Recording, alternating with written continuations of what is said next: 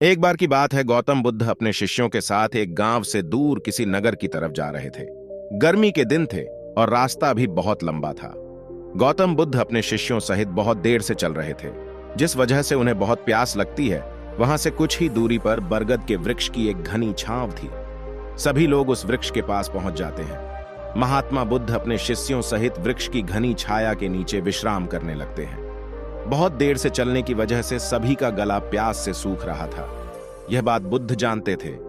बुद्ध ने अपने एक शिष्य को कहा, आप इस बरगद की छाया से 20 कदम दूर जाकर बरगद की 2 बार परिक्रमा करके वापस आओ। शिष्य वैसा ही करता है जैसा बुद्ध ने बताया। परिक्रमा के बाद जब शिष्य महात्मा बुद्ध के पास आया तो बुद्ध बोले कि क्या आपको किसी ठंडी हवा का अनुभव हुआ था? शिष्य बोला, हाँ महात्मा बुद्ध, उस उत्तर दिशा की तरफ से मुझे कुछ ठंडी हवा की अनुभव हुआ था। शिष्य की यह बात सुन महात्मा बुद्ध शिष्य से तुरंत बोले कि उसी दिशा में चले जाओ, जरूर वहां से कुछ ही दूर पर एक तालाब अवश्य मिलेगा। उस तालाब से सबके लिए पानी ले आओ। शिष्य उसी दिशा में जब कुछ दूर जाता है तो वहां सच में एक तालाब होता है। तालाब देख शिष्य बहुत प्रसन्न होता है और तालाब के निकट जाकर जैसे ही तालाब से पानी भरने वाला होता है, तभी शिष्य की नजर वहां दूर तालाब में धो रही कुछ स्त्रियों पर जाती है। यह देख शिष्य मन में सोचते हैं कि यह पानी तो गंदा हो गया है, लेकिन जब शिष्य ध्यान से तालाब के पानी को देखते हैं कि अभी भी तालाब का कुछ पानी साफ है, इतने में 2 बैलगाड़ी जोर से तालाब के किनारे से होती हुई निकल जाती है। बैलगाड़ी के पहिए तालाब की मिट्टी के ऊपर इतनी जोर से निकलते हैं कि तालाब के नीचे बैठी बहुत सारी मिट्टी तालाब के ऊपर आ जाती है, जिस वजह से तालाब का बचा हुआ पानी भी गंदा हो जाता है। यह देख शिष्य बिना पानी लिए क्रोध में महात्मा बुद्ध के पास वापस चला जाता है। शिष्य ही निराशा भाव से महात्मा बुद्ध को सब बात बताता है। शिष्य की बातें सुन सभी शिष्य बोलते हैं कि हमें तुरंत यहां से निकलना चाहिए, किसी दूसरी जगह पानी की खोज करनी चाहिए, वरना प्यास के मारे जान निकाल जाएगी। इधर महात्मा बुद्ध सभी को शांत होने के लिए कहते हैं और बोलते हैं कि धीरज रखो, कुछ देर यही बैठो, उचित समय आने तक संयम बनाए रखो। Vertical bar. सभी महात्मा बुद्ध की बात सुनकर शांत हो जाते हैं और वहीं बैठ जाते हैं। कुछ समय बीत जाने के बाद महात्मा बुद्ध फिर से अपने शिष्य को उसी तालाब से पानी लाने के लिए कहते हैं। शिष्य बिना कोई सवाल किए उसी तालाब से पानी लेने के लिए फिर से चला जाता है। तालाब की हालत देख शिष्य को यकीन नहीं होता। तालाब का पानी पूरी तरह से साफ होता है। यह देख शिष्य बहुत खुश होता है और पानी भरकर महात्मा बुद्ध के पास जाता है। सभी पानी पीकर अपनी प्यास बुझते हैं, लेकिन अभी भी सबके मन में यह एक सवाल था कि आखिर यह चमत्कार हुआ कैसे। तालाब का सब पानी तो गंदा था। उन्हें लगा कि जरूर यह बुद्ध की शक्ति है।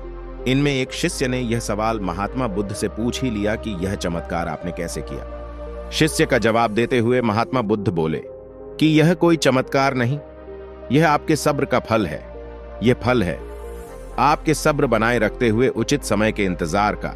जितनी देर हम सब लोगों ने सब्र किया, उतनी देर तक तालाब के पानी के ऊपर तैर रहे सभी गंदे तत्व और मिट्टी तालाब के पानी के नीचे बैठ रहे थे। फिर कुछ देर बाद शिष्य जब वहां तालाब के पास पहुंचा, तब तक सब दूषित कण नीचे बैठ चुके थे, जिस वजह से तालाब का पानी पहले की तरह साफ हो चुका था तथा तालाब साफ दिखाई दे रहा था।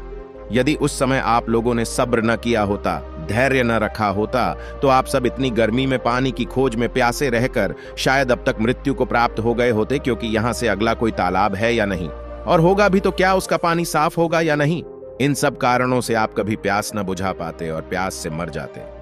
फिर इतना बोलने के बाद महात्मा बुद्ध शिष्यों को एक सीख देते हुए कहते हैं कि जैसी स्थिति हम लोगों के समक्ष आज आई है, वैसी ही स्थिति और मुश्किल दौर जिंदगी के हर मोड़ पर आएंगे। तब उस समय भी आपको ऐसे ही संयम बनाए रखना होगा और अपने विवेक से काम लेते हुए ही आपको एक उचित फैसले के साथ सही नतीजे पर पहुंचना होगा। हर मुश्किल दौर में सब्र रखते हुए ऐसे ही शांत मन से ही कोई फैसला लेना चाहिए जिसका आपके और दूसरों के लिए अच्छा हो, क्योंकि ऐसी स्थितियों में लोग अक्सर गुस्से में आकर अपना सब्र खो देते हैं और गुस्से तथा जल्दबाजी में गलत काम और फैसला कर बैठते हैं, जिसका बुरा परिणाम उनको भविष्य में देखने को मिलता है, जिसमें खुद का नुकसान अधिक होता है। कुछ परिस्थितियां जीवन में ऐसी होती है जहां हमें सब्र बनाए रखते हुए उचित समय का इंतजार करना होता है, लेकिन लोग अक्सर यहीं पर अपना सब्र खो देते हैं और उचित समय आने का इंतजार नहीं करते, जिस वजह से उनको आगे चलकर दुख और मुश्किलों का सामना करना पड़ जाता है। से हमें अपने जीवन में बहुत कुछ सीखने को मिलता है। वर्टिकल बार हमें अपने जीवन की उन अनमोल बातों और ज्ञान का बोध होता है जो हमें हमारे जीवन में बहुत काम आती है। अक्सर इंसान जिंदगी में आने वाली परेशानियों के बारे सुनकर बहुत परेशान हो जाता है, तो ऐसे में हमें ऐसी बहुत कुछ ज्ञानवर्धक बातें सीखने को मिलती है जो जीवन की मुश्किलों का सामना करने की ताकत देती है। यह इंसान के मन में एक सकारात्मक ऊर्जा का संचार करती है, जो मन में बनने वाली नकारात्मक ऊर्जा को खत्म कर इंसान को सही राह की तरफ अग्रसर करती है। गौतम बुद्ध ने अपने जीवन के दौरान मानव दुखों के कारण और उनके निवारण के लिए एक अद्वितीय मार्ग की खोज की थी।